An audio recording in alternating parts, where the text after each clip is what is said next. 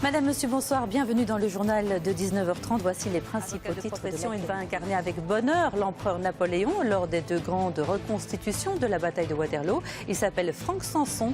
Portrait dans quelques instants. Mais tout d'abord, vous le savez, le 18 juin débutent les commémorations du bicentenaire de la bataille de Waterloo. Au menu, deux grandes reconstitutions.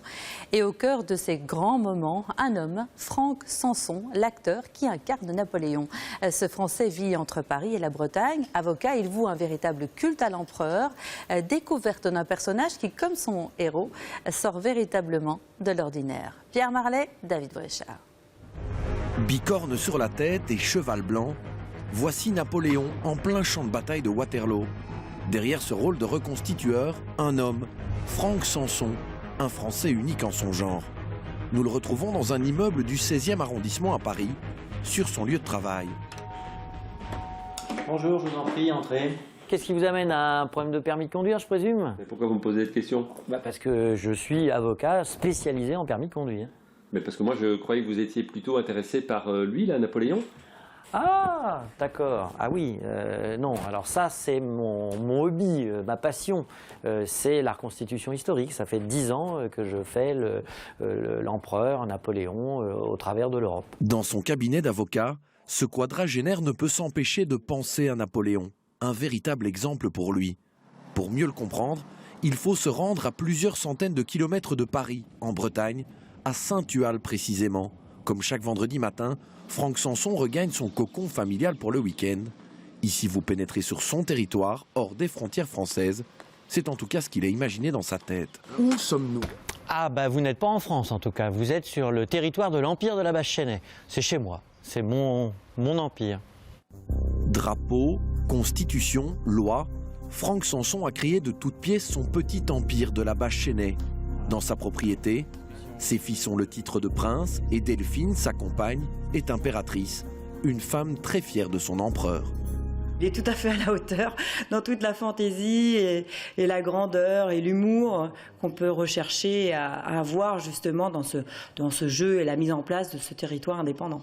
Il ne faut pas chercher bien loin pour découvrir ces uniformes de reconstitueurs. Des pièces à plusieurs milliers d'euros, extrêmement fidèles aux originaux.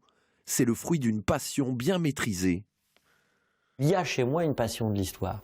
Il y a une passion de la chose militaire. Les uniformes, les engins militaires me plaisent aussi. La science des décorations m'intéresse beaucoup, ce qu'on appelle la phaléristique. Donc si vous mélangez tout ça, eh bien, on est naturellement attiré vers l'Empire et la reconstitution. Dans sa collection, voici son uniforme le plus précieux. Ici, c'est mon uniforme de colonel de chasseur à cheval de la garde. C'est l'uniforme très classique de l'empereur qu'il portait. C'est son uniforme de tous les jours, je dirais. C'est celui-là que vous avez porté au bicentenaire? Ah, c'est celui-là qui sera sur le terrain au bicentenaire de Waterloo. Mais ce n'est pas tout d'avoir le costume. Pour incarner Napoléon, il faut aussi une certaine vraisemblance. J'ai de la chance, j'ai les yeux gris comme lui, parce qu'ils ne sont pas bleus, ses yeux. La petite fossette, ça c'est une caractéristique de Napoléon.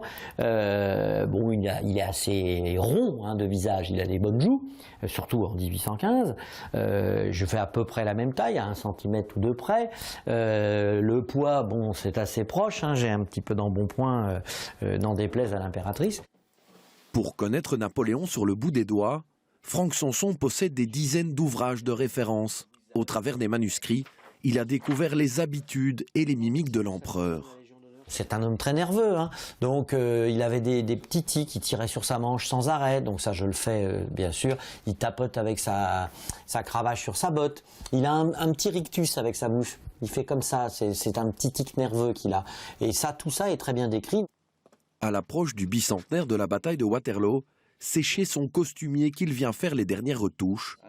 Ici, on connaît cet homme soucieux du détail depuis maintenant plus de 10 ans. C'est quelqu'un qui connaît très bien le personnage, donc a des facilités pour l'incarner. Puis c'est un avocat, donc quelque part c'est un bon acteur aussi. Place à la séance d'essayage. Pas un fil ne doit dépasser. c'est la première fois quelque part qu'on va commémorer cette période de bicentenaire. Et puis la prochaine fois qu'on le fera, ce sera dans 100 ans. Donc on ne va pas se louper. Donc effectivement, on cherche du parfait. Impeccable. Voilà, il sera bien à Waterloo celui-là.